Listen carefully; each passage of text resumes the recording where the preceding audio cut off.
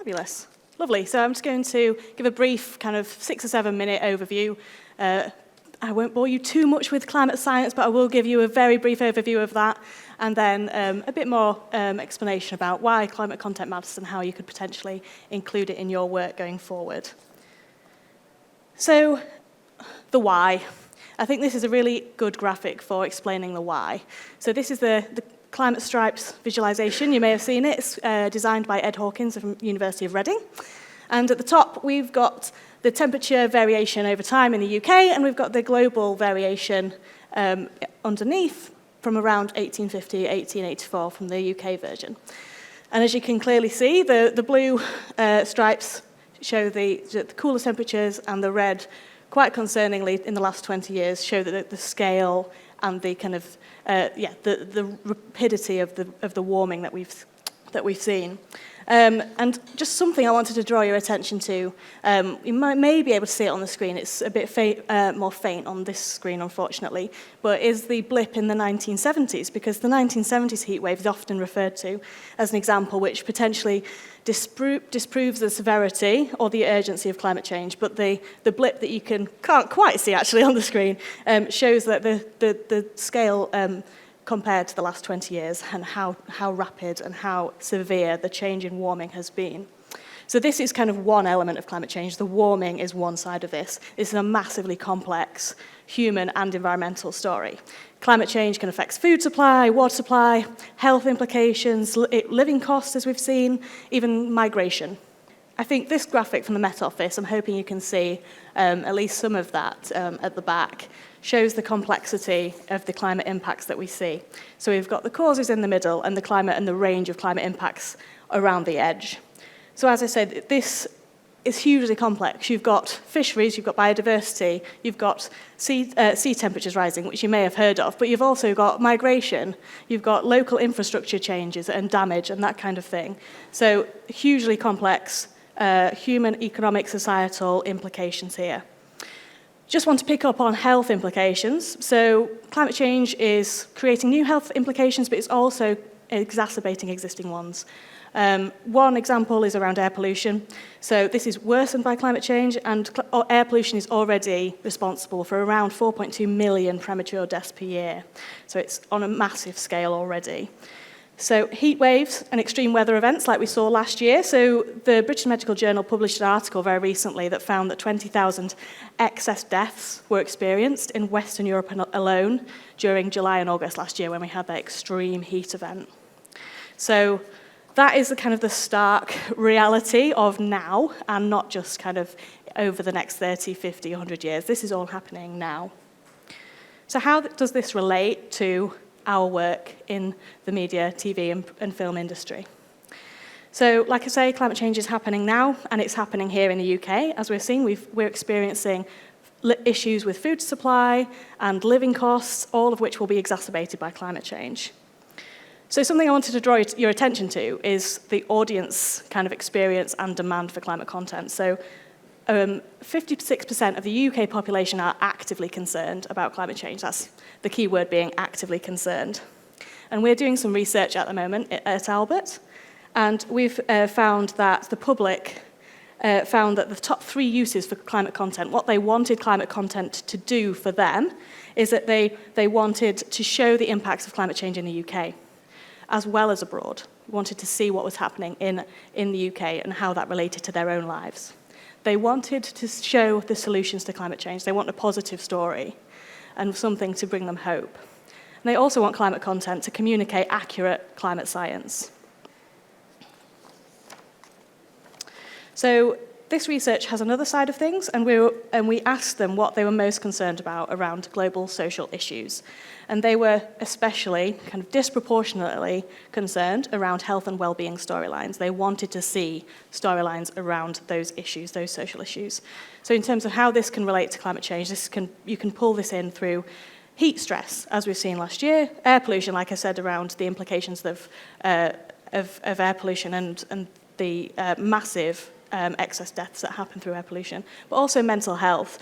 So mental health, eco-anxiety, and apathy as well, that can have behavioural implications for how engaged people feel with engaging in climate action. So young people are especially concerned around eco-anxiety, and this has been made worse since the pandemic as well. The research also found that high levels of concern were also found for biodiversity and nature issues. People are very concerned, especially as we've seen with the response to Wild Isles. People are they find that issue very tangible. And the third issues that they found most of highest concern to them were around social inequality. So these issues all directly relate to climate change. So Karis mentioned this earlier. We've got the Climate Content Pocket Guide, which you can access on the sheets on your tables. So this was research done by Ipsos Mori in line with from the broadcasters which commissioned this. And we've got 5 tips which you can then use to inspire you to integrate climate content into your programming. So normalizing climate action. So normalizing climate action helps shift social norms. And it can move people away from the characterization of people who engage in climate actions as extreme characters. So making content relatable through characterization is important to increase audience engagement and their relatability to those characters. Telling stories of how climate change affects different communities and how people in their communities can respond to climate change, how it encourages them to make a difference in their own communities.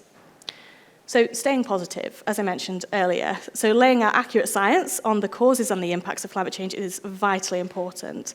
But this kind of risks notions of doom and gloom, which can cause eco-anxiety and apathy among audiences, like I mentioned. So solutions exist, they're viable and feasible already. So including them on screen can raise public consciousness and public demand for these solutions that exist, especially in line with the large-scale systematic change that we need. The third recommendation is show as well as tell. So scripting characters and plots, which include explicit climate storylines, is absolutely vital to raise awareness of these issues. And also in terms of how to communicate the complexity which climate change has. And also in terms of telling a diverse range of stories and lived experiences. But you can integrate non-verbal actions into scenes where you might have a high carbon action and you can replace that with a low carbon alternative without compromising any narrative. For instance, around transport, around eating habits, around shopping, consumption, these can all be replaced with low carbon non-verbal actions. The fourth is collaborating. So you can collaborate with a range of groups throughout the production process, which enables a more authentic as well as scientifically accurate portrayal. So reach out to researchers, to universities to get advice on the science. You can engage with community groups. If you might be representing a certain community group, engaging with those community groups helps build a more authentic narrative. But you can also engage with policymakers to ensure that the content you're making is relevant to the current context. Number 5, finally, we've got show the bigger picture. So storylines can shift individual action and social norms on an individual personal level. But this collectively can shift the dial. So this can push for systematic change through a shift in public consciousness. So I want to emphasize that individual action and systematic change are 2 sides of the same coin. They don't work in opposites. There is a demand, a clear demand for these bigger picture, hard-hitting stories which address these big societal issues head on. So I just got some take-home messages. So the first one, which hopefully kind of rammed home right at the beginning, was that climate change is happening now, it's happening here. We've experienced extreme heat, we're experiencing flooding, we're experiencing food insecurity, and it's all happening now and here. So I want you to consider that every piece of content is climate content. What are you advocating for in your content when you're showing it on screen? What are you showing as aspirational? What characters are relatable? Also important is considering intersectionality of the social issues that I outlined earlier on with the Met Office diagram. So these social issues are all interrelated and all exacerbated by climate change, and these vulnerable groups will be at greatest risk from climate change. And the final one is consider the impact on audiences. So linking back to that all content is climate content. So research shows that storylines, plot points, characterization, non-verbal actions, audiences all interpret them differently depending on their own position and their own social group and that kind of thing. So consider how different groups are interpreting your content. Thank you very much.